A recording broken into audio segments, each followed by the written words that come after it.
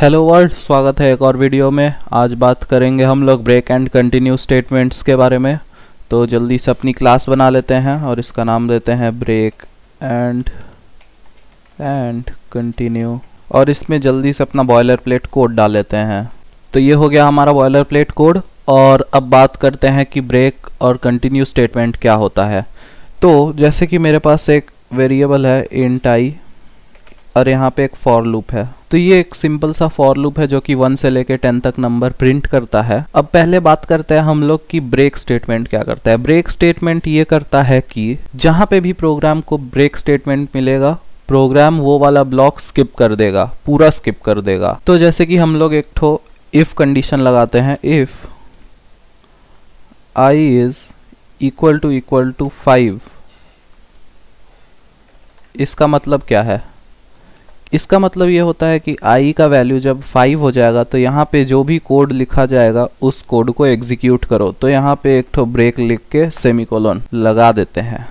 अभी देखते हैं क्या होगा। देखो 1 2 3 4 5। तो हम लोग यहाँ पे एक प्रिंट स्टेटमेंट लगा दिए हैं ताकि पता चले जब प्रोग्राम रन करे तो कि ये वाला पार्ट फॉर लूप के बाहर है। अब इसको हम लोग रन करके देखते हैं जल्दी से। तो देखो 1 2 3 4 5 और this part is out of for loop.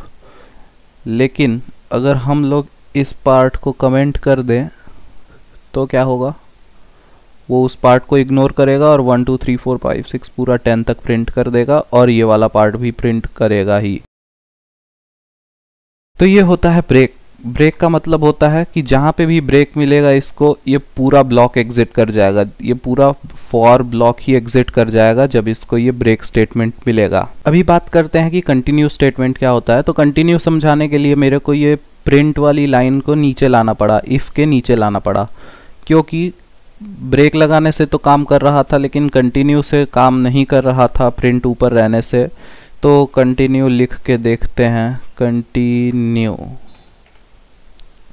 अच्छा, अभी देखते हैं कि if i is equal to 5 तो कंटिन्यू, मतलब कि अगर i का वैल्यू 5 के इक्वल है तो कंटिन्यू स्टेटमेंट को एग्जीक्यूट करो। तो देखते हैं ये क्या करता है।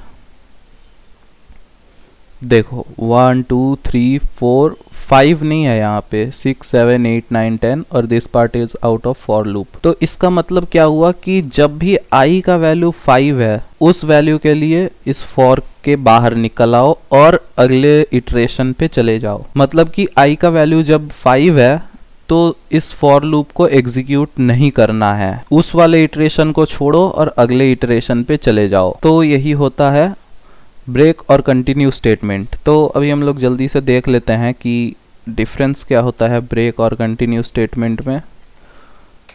ये बन गया एक multi line comment, difference between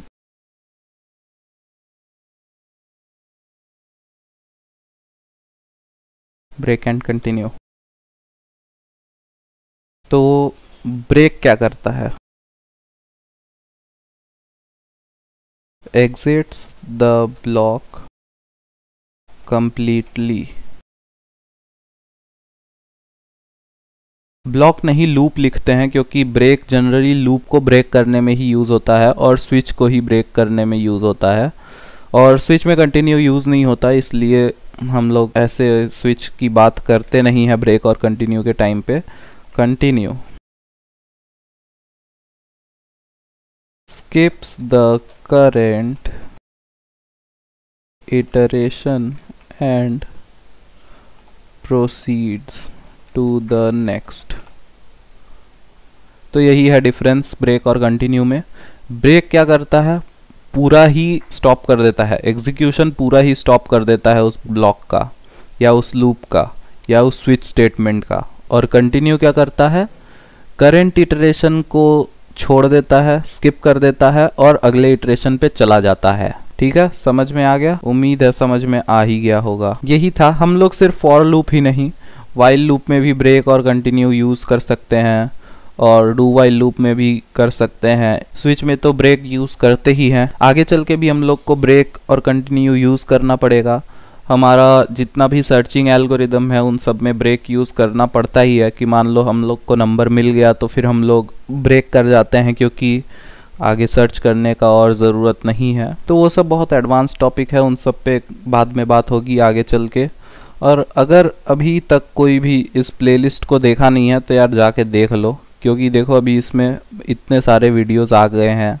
तुम्हारा एकदम स्टार्टिंग से जावा सिखाया जा रहा है इसमें। देखो अभी डू वाइल लूप तक पहुंचा है। ये वाला वीडियो भी ऐड हो जाएगा बहुत जल्दी से। तुम ये सारे वीडियोस देख लो, लाइक कर दो, शेयर कर दो और सब्सक्राइब करना मत भूलना। फिर मिलेंगे। It's that first day of first grade, that cute girl, your third date, that backpack, that snapback you've had since the third grade. The first time you got laid, the worst time you got played. It hurt but you're okay, you learned from your mistakes. Your friends back in high school, we thought we were so cool. We'd steal Jack, my dad's stash, and drink